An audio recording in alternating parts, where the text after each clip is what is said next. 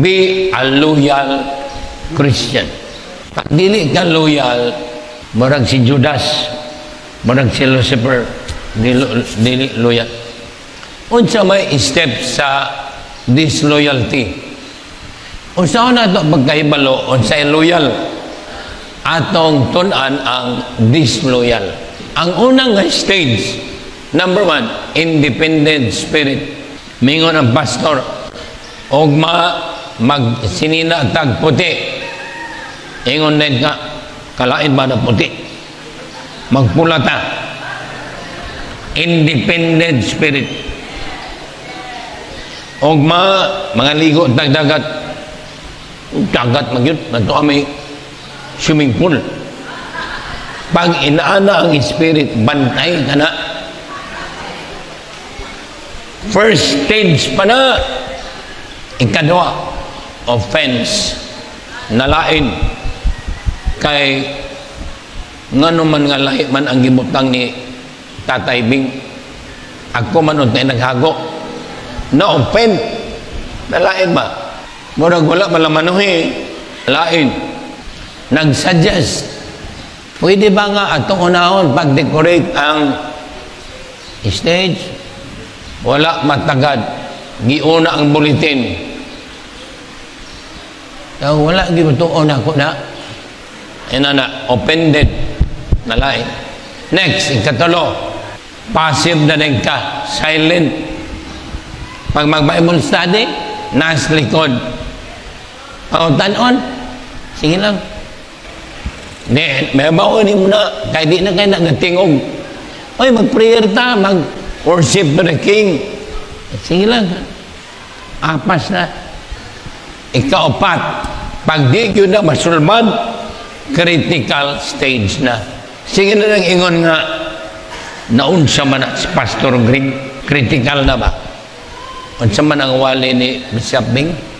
Naunsa man na si Ronje? Dagan na ka-istorya. Naunsa man na ito simbahan, dagan mag-ite. Critical na. Magsimba ta na yung mga wireless daplin. Ang mga wire, makita na. Critical naman. Pag inana na galing mong kauban, bantay ing nga ter, stage 4 ka na.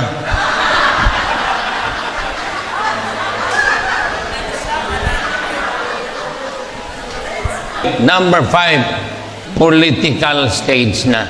Mangumpanya ka na. Animos balay kay mga unta.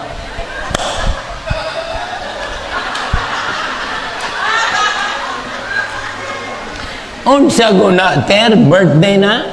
Wa ragon. Pagkaon-kaon na may day, wa mo nakabantay sa church karon. Ayoy.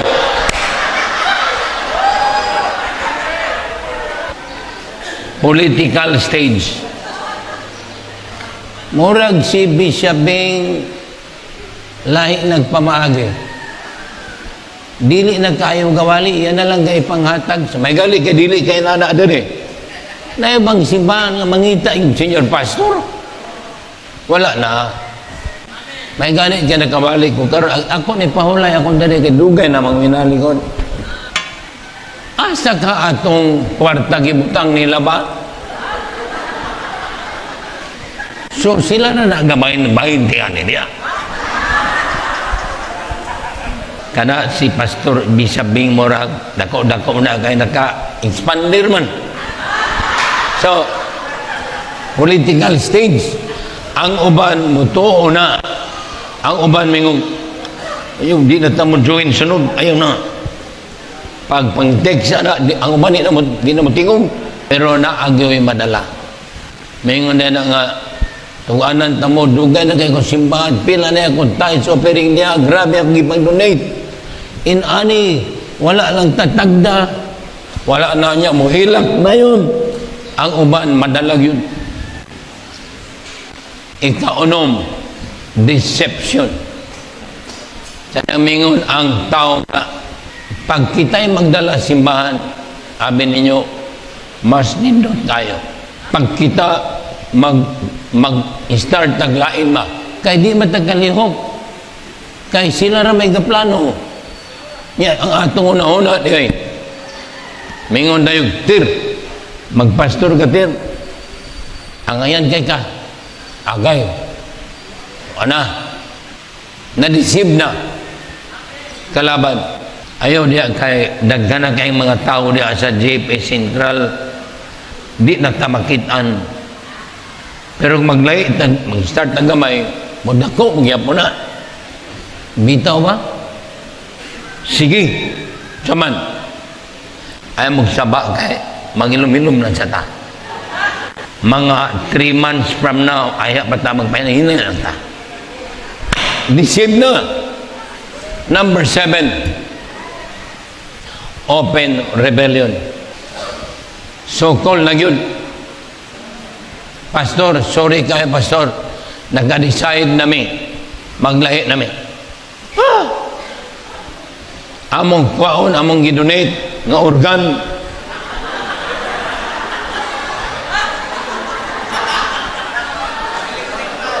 Kanang kortina, amo na. Ang pastor tao,